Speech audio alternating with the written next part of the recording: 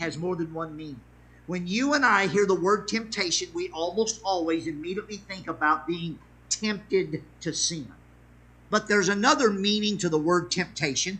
The word temptation also refers to when we are going through a trial, when we are going through a test, when we are being tested or tried, or we are being persecuted, or we are being mishandled, or we are being, I don't know what other word to use, but we're being mishandled. We think we're being mishandled.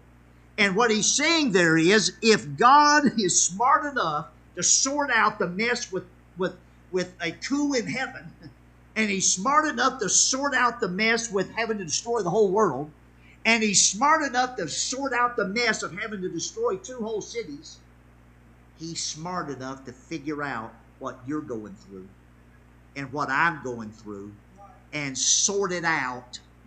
Okay, here's the statement I want to make. God is capable. Okay, let me go back and read the rest of verse 9.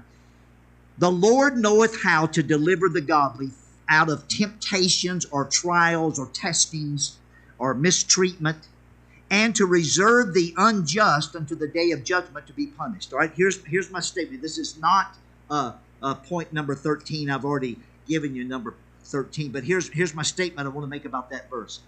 God is capable of punishing those who need to be punished.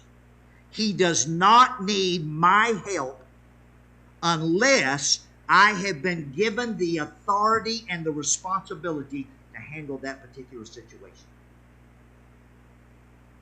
Have you ever been in a situation where leadership was mistreating you? And it was dead sure obvious? Now, a lot of us think that leadership is mistreating us every time they have a different opinion than us.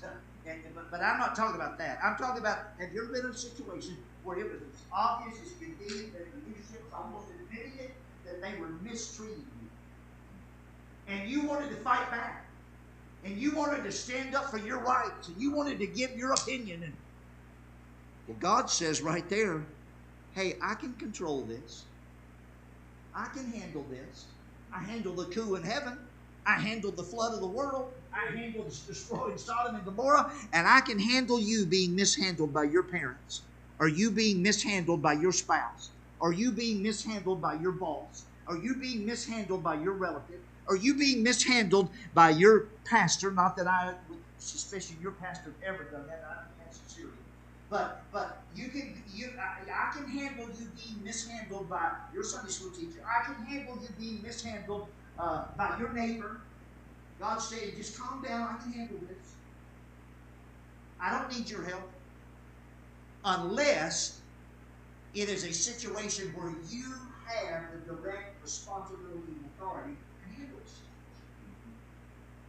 Okay, I asked the pastor tonight before the service if I could do this, and he said he thought it'd be okay. For those of you that are watching from home, I'm going to warn you, we're going to turn the live stream off. We're not going to do something spooky or nothing like that. Don't worry. The folks here in the room will testify that nothing weird happened. But I'm going to say something in a moment that in the way I'm going to say it in the context within what has been discussed here tonight, I don't think there'll be anything in the world inappropriate about me saying it. But somebody could take a recording of what I said and take it out of context and misuse it. And I don't want to give anybody that opportunity. So I'm going to ask them to turn off the live stream, if you would.